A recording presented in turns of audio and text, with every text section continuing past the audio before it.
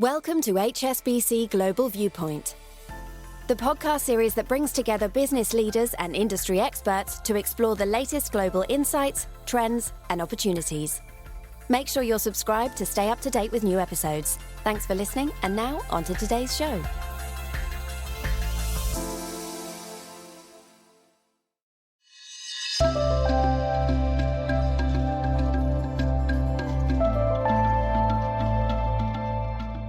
Welcome to the Emerging Markets Spotlight, a podcast series from HSBC. The emerging markets landscape is more complex than ever at a time of divergent monetary policy, high commodity prices, supply chain disruptions, and geopolitical tensions.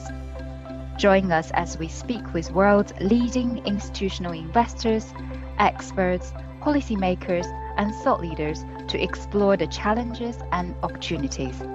Make sure you subscribe to HSBC Global Viewpoint and stay up to date with new episodes.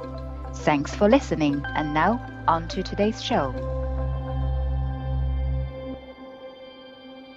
Hello, thanks for joining us today. I'm Neil Atkinson, and I'm responsible for our bank and broker-dealer client relationships for securities services here at HSBC, based in London. I've just come back from a global transaction banking conference, CIBOS, in Toronto, where T+1, or reduced settlement cycles, were very topical. Today, we aim to provide some insight into what it's all about, why it's happening, what the impact might be, and what we all need to do to prepare. With May 2024 now only 8 months away, we'll be looking at what the impacts are expected to be, what clients should be focusing on, and how HSBC is enhancing its offerings to support clients in this transition. So why are these settlement cycles being reduced? The main driver for the change is to reduce the pre-settlement risk of counterparties not delivering on settlement date, where that risk has been margined, as with transactions cleared at central counterparties, CCPs. Decreasing the risk in turn decreases the margins and associated capital required. Capital efficiency and liquidity improves and costs are reduced. The DTCC estimates that removing 1 day's exposure to that risk could translate into a 41% reduction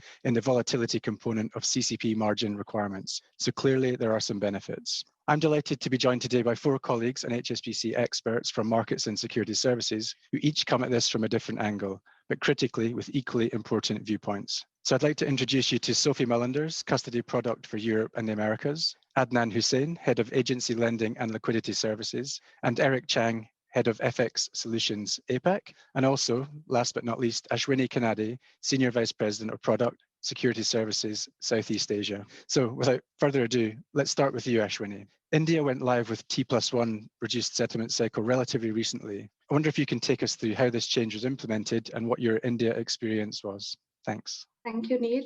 So quite rightly, the Indian securities market regulator assured transformative reform with the introduction of T+1 settlement cycle. Just to put this in context, the Indian equities market had already operated on a T+2 settlement cycle since 2003, which is nearly 20 years ago. What do we mean by market-friendly staggered manner? To give the market sufficient time to get used to a concept of accelerated settlements, the stocks were introduced to the T+1 cycle based on the ranking of their market capitalization. So what the exchanges would do is they would announce a list of securities that would move to this cycle before the scheduled date of movement. Now, the very important phrase that the regulator had emphasized on was data-driven analysis to arrive at the confirmation as well as the settlement timelines in a manner in which there is a fine balance maintained between the requisitions of each of the multiple stakeholders in the Indian market. HSBC played an important role in ensuring continuous engagement with the securities market regulator and with the central bank. As you would realize, in an accelerated settlement cycle, the challenges posed by FX and liquidity take center stage. As the data-driven analysis showed, we could assist our global clients with their FX and their settlements related processes based on their geographic locations, owing to the fact that we looked at the entire settlements process in further detail. Over to you, Neil. Thanks very much, Josh. So you mentioned FX and liquidity, so great that we have some experts with us today to talk about that in a bit. But first of all, we turn to Sophie. Sophie, we've been here before in the US. In 2017, the US moved from a T+3 to T+2 cycle. What's different this time, do you think? And why is it creating so much anxiety?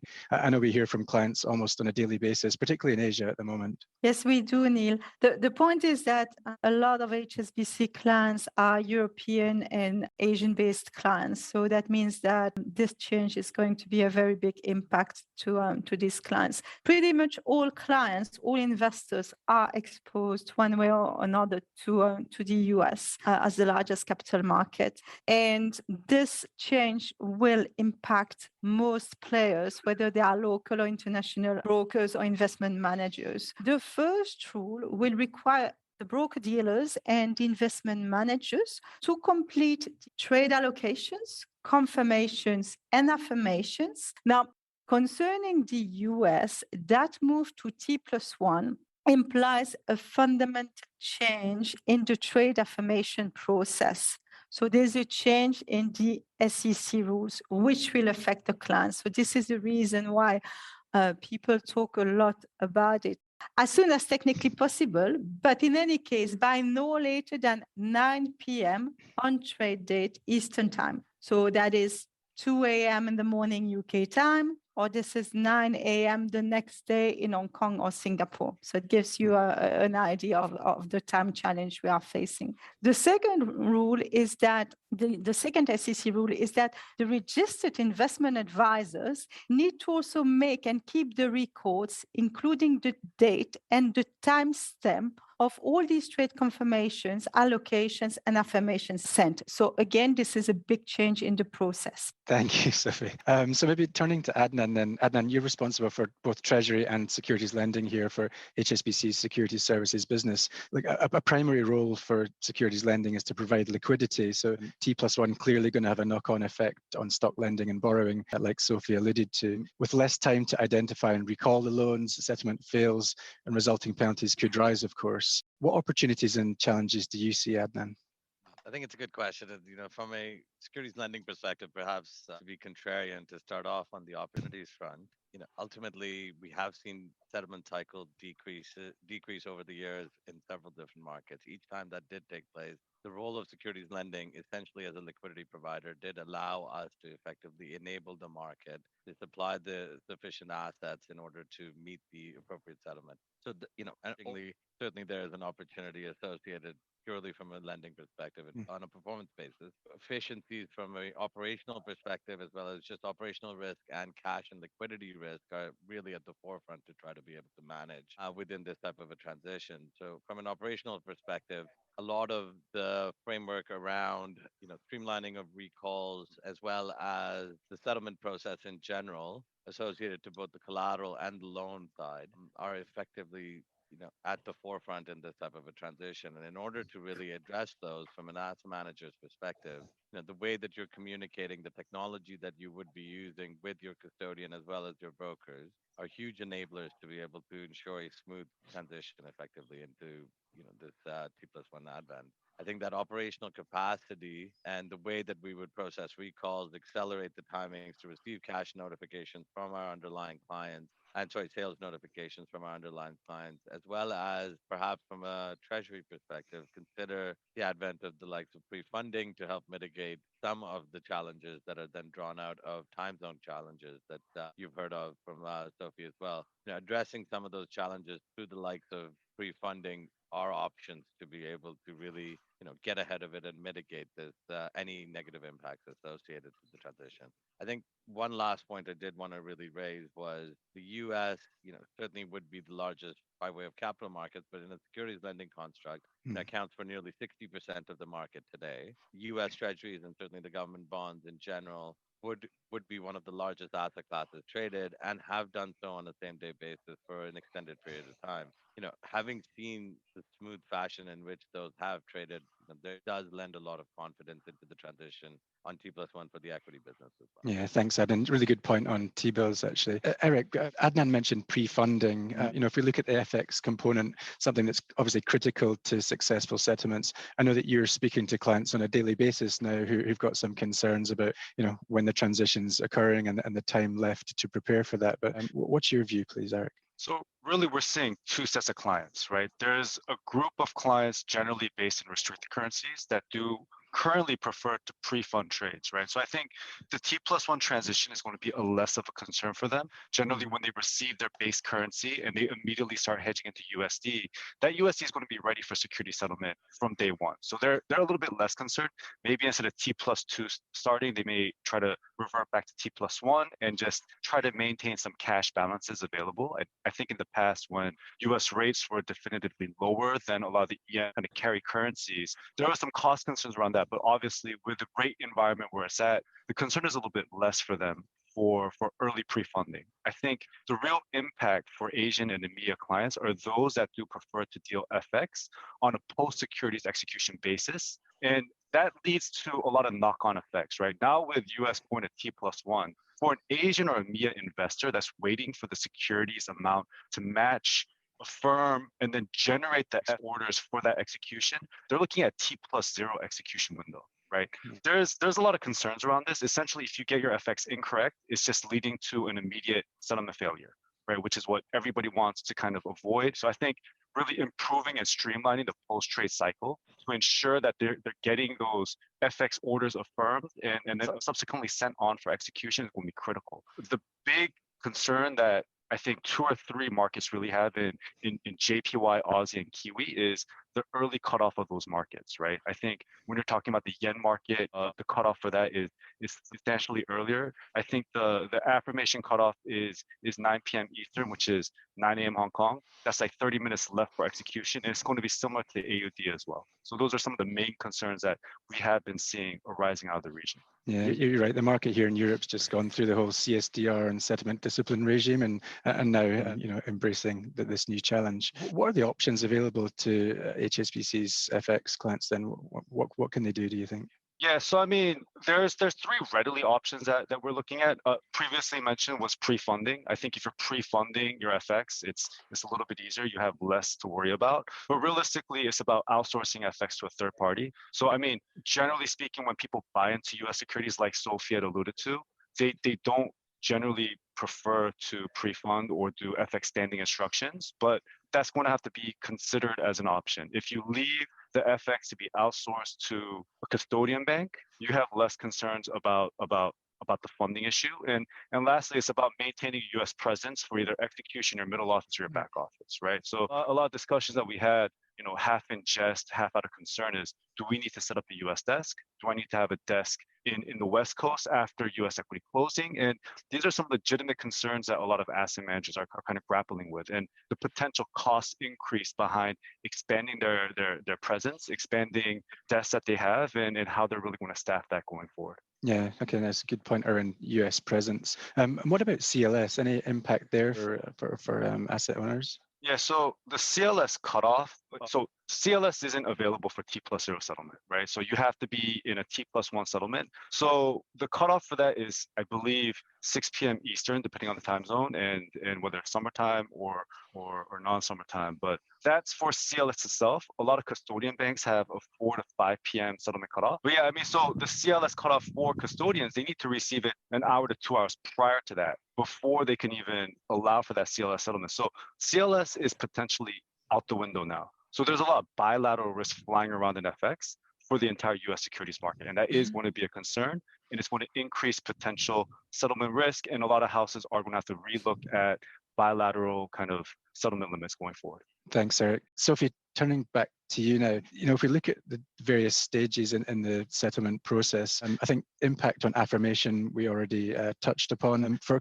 clients in the non-US time zone, what does it mean for them? Yes, so as we've said, so this affirmation process is going to take place by trade date 9 p.m. Eastern time. So what does that mean? It means basically for Asian and European-based clients, an extended working day if they choose to do so. So that means also that the client's brokers may actually execute and affirm the transactions for the European and Asian clients when the clients are no longer available. There's nobody left at the office unless the client decides to, yes, set up a US desk or decide to start working US hours. That also means that the client oversight may no longer happen on the trade date. So that's an important point as well. On our side, we want to help our clients. So that is an important point. There is an opportunity for everyone along the trade life cycle to automate, including custodians. And if some clients have the ability to do so, we will be ready to offer to them a model whereby all what they need to do is to actually place an order to their broker, get a trade suite identifier, their own identifier, that can be used in order to affirm the transactions. If they do that, when they place the order with their broker, at the end of the day, that will create a much smoother model for the clients because we will be able to generate the settlement instruction on the back of the trade affirmation on behalf of the client. So essentially speaking, if the client wants to use that methodology, we do not need to receive a settlement instruction from the client. So actually, we can create a much more streamlined process for the clients if they have the ability to support that model. If they don't, still, by using their own trade suite identifier, clients will have the opportunity to send us the settlement instruction by T+1. No problem at all, because the affirmation will have taken place the day before on time. Now, if the clients say to us, we do not want to go that direction, and we would like the custodian to self-affirm for us, this is really where the client needs to be very mindful about the timing of that option. As said, because the affirmation needs to take place by the end of the day Eastern Time, 9 p.m., that means that we will need to receive the settlement instruction in that case from the client on the trade date. So that is going to be a big change for the client. Thanks, Sophie.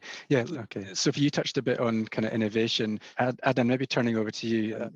There's maybe some short-term opportunities and challenges to overcome, but how do you think the banks can and clients can utilize technology to improve this process? There's still quite a lot of manual process involved in much of what we do in this world. And I think what we have seen is that technology has made one of the biggest differences from a lending perspective over the last few years. A lot of that has come down to the way that we receive instructions, the way that we're processing requests for collateral, the way that counterparties and agents, for example, will communicate with each other as well. So just anecdotally, like so our business today is approximately 98% SDP. From the inception of the instruction coming through, from the sale instruction coming to us from our client, to requesting that recall from the counterparty, replacing the collateral back, all of that process, really focusing on an improved technology infrastructure to be able to then deliver that in an automated fashion is essential to be able to meet, the T+1 certainly, but other kind of market regulatory requirements as well. I think this transition to T+1 also will hopefully enable us to kind of just move towards a bit more of a standardized approach. Having a consistent and standardized method by which the data is certainly being both utilized as well as transmitted does offer more opportunities for that automation to really have a positive impact. And I think equally, where you consider the cash market, the idea from a treasury perspective is a very big focus for the regulators to actually encourage the shortened settlement cycle in the first place, because the ability to be able to better manage, the internal cash balances, the balance sheet effectively, and the costs associated to that staggered cash, and the capital and the margin relief that brings the shortened settlement cycle, I think has a lot of attractiveness across the entire value chain. Yeah, thanks, Ednan. Eric, I suppose a question coming in regarding FX and liquidity. So the question is that the Indian market was much smaller in terms of FX. What is being proposed now in the US is much bigger. What do you think the liquidity impact will be? But it's a good question. Look, it's the reality is a lot of people do tend to do execution around equity market closing, and that's generally 4 p.m. Eastern time. Where FX liquidity has a tendency to drop off, obviously London is closed at that point, and we're slowly moving into what they like to call the witching hours, which the reality is in between New York and until kind of Asia steps in full with Japan, Hong Kong, and Singapore, liquidity drops off substantially. So I think the question a lot of us do have is that liquidity block going to shift to beyond 4 p.m., maybe until 4 p.m., 5 p.m.? Will the West Coast slowly kind of pick up some of that liquidity and provide some liquidity until Asia steps into the gap? And again, on Friday, where liquidity is historically a little bit lower post equity closing until Asia steps in, who is really going to fill in those gaps? The reality is the more that FX starts to kind of become executed in those hours, that liquidity profile will likely shift. So I think we will see a shifting of that liquidity to an extent as people do start to consider working later out of London. Sorry for you guys in London, but you guys would have to consider staying behind to make sure your FX is executed on a T+1 basis as opposed to a T+0 basis the following day right before the US market is opening. So I think those are real concerns, and we are just kind of really guessing as to what that potential impact would be. But speaking to a lot of investors, it is kind of the focus is about either waiting until Asia is in full flight and moving to a T+0 settlement model, or alternatively try to execute around the US equity close and hoping that liquidity profile does shift. And at least for the G7, the G10 currencies, there's going to be a little bit of an increase in liquidity around that time zone. Thanks, sir. But I suppose, Ashwini, thinking about India, we know that there are proposals to go even further beyond T+1. So what's happening next for you? Can you talk to us about that? Thanks. So after the success of T+1, our security markets regulator, SEBI, is now planning to roll out T+1R settlement process in India. This is specifically for retail investors by March 2024. And after the success of that, hopefully then they want to, and they've announced this, move on to instantaneous settlement by the end of 2024 for this retail segment. The exchanges and the clearing houses in India have been tasked to work on the model, applying what we currently do in the primary markets for initial public offering. There is a specific process that's followed in India. They will try and apply this to the secondary market trades for retail investors. Our regulator is cognizant of the fact that you cannot directly jump from T+1 into instantaneous settlement. Therefore, it is their belief that you can move to a T+1R settlement with existing technology, and then within 1 year following the technology changes by the clearing corporations, you could move to an instantaneous settlement for retail sector. So that's what is next, Neil, in India. Thanks, Ashwini. And instantaneous settlement, also sometimes referred to as atomic settlement as well, of course. Like, turning to Adnan and Eric, do we think that T+0 is going to become standard across other markets? Maybe Adnan, first of all, what do you think? Certainly, I think we have seen the proliferation of DLT really coming into the marketplace now. So there potentially would be considerations around T+0 for securities. I mean, I'm not sure that zero actually does apply from a funding perspective to the same likelihood as securities, though it will certainly be challenged to transition to a T+0 environment in the way that funding currently is organized. I think probably an eventual move to T+0 cannot be discounted, but the reality of, certainly time zone differences does make it a little hard to envision to happen today. Yeah, okay. Thanks, Adnan. Eric, your view? I mean, absolutely just kind of echoing what Andan says, right? The reality is we do work in different time zones, and going to T+0 is going to be challenged. I think for other markets, moving to T+1 potentially down the line, the reality FX is still on T+2, and there's a lot of discussion about will FX eventually kind of track the move toward T+1. Obviously, the loonie dollar candle is already there at T+1 for spot, but will we see kind of accelerated settlement for some of the other currencies track this as well? I think another point that people don't really think about is when you move from a spot to value today, value FX settlement, there's additional swap risk added to that. And when you start moving around kind of maybe holidays or quarter end or kind of these stress market points, the spot rate that you're executing at is not necessarily the FX rate that you're going to be settling at, especially around quarter end, year end, any kind of these stress market points, the swap points can get exaggerated. It is a funding cost there. So maybe possibly some of the FX spot could be compressed a little bit to reduce some of that. But I think it's going to be about, is the technology there to support us? Are we going to increase the settlement? Or are we going to be using DLT? And will that backend support, and will, of course, the central bank supports for a lot of these currencies really help to track that and push that forward? Thanks, Eric. Thank you. I suppose coming towards the end of our session here, so is the market ready? We titled this session here today, "Are you prepared?" Do you think people are prepared? Look, we discuss with clients on a daily basis, and I'm not going to lie to you, we sense the nervousness of our clients around this, also of the market players. We will be ready as custodian. So we will have the toolkit in order to support our clients. But as I said before, we need to ensure that the process works along the entire chain. And so that means that we need the brokers to be on board. We need the investment managers to be on board. There is a lot of changes that need to take place and automation, and there is very little time left. And so that's why for us, it's so important to have this constant dialogue with clients. We have people here in London, in Asia, in Germany, talking to clients on a daily basis about this T+1 model. Good. And I think, Eric, similarly for you? I mean, honestly, we're in the process of getting ready. It's funny, I think since February when it was announced, we've had so many internal meetings and calls, and we've started the market outreach fairly early in the process, just speaking to clients, try to figure out what their thought process is around that, and just understanding how they're doing their US equity related transactions. Are they pre-funding? Are they doing it on a post-execution basis? And just kind of wrapping our heads around that. I think the reality for the FX market is there's not much we can do until the security side of this formula is really kind of ironed out, and that timeline is really set for us to understand what we could do around the FX, but definitely around a lot of key topics. So we're getting there. We still have some time left, so I wouldn't be too nervous, but it is coming, and of course we are having daily conversations. I have quite a number of calls, so if you guys do have further questions, or if you guys do have some points that even we haven't thought of, right? I think we're all learning together, and it's about trying to figure out exactly what our needs are, what your needs are, and what HSBC can do to best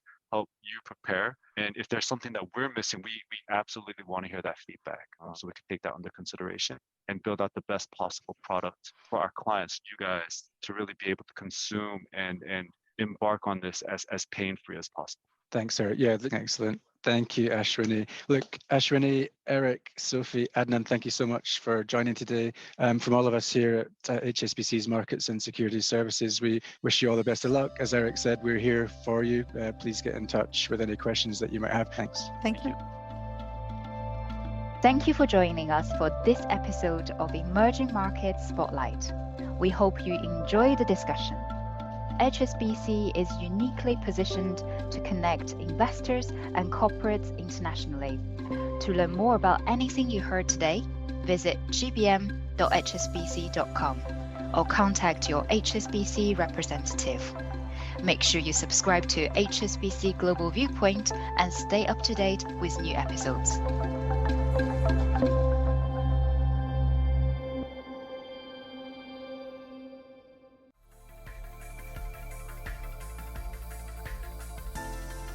Thank you for joining us at HSBC Global Viewpoint.